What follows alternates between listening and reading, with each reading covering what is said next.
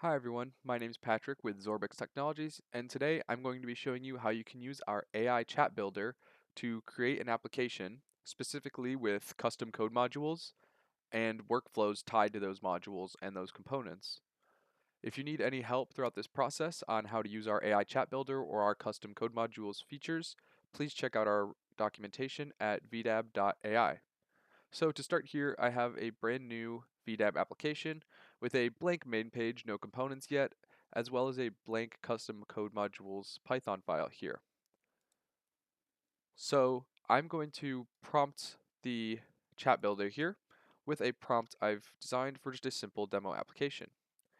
This prompt says, can you make a simple app with a label and two buttons? I then want custom code modules and workflows tied to these components. For button 1, when clicked, I want to change its text from before click to say clicked.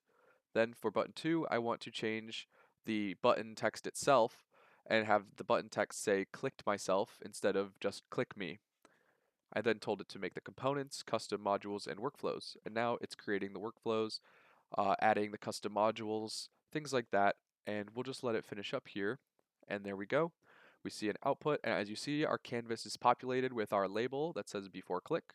And there are two buttons that say click me, button 1 and button 2 respectively. As you can tell from the code names here, it's properly filled them in. If we want to then save that and deploy it, we should deploy then our application, which will deploy to Databricks. We'll go over here to code, and we see that we've had our two custom code modules created to change label on button 1 and change the button 2 text using the proper label and button code names. We'll then go to Databricks here, our Databricks Apps, and we will just launch our app here. As you can see, our app loads with our components. I will first click the first button, and our label changes according to plan.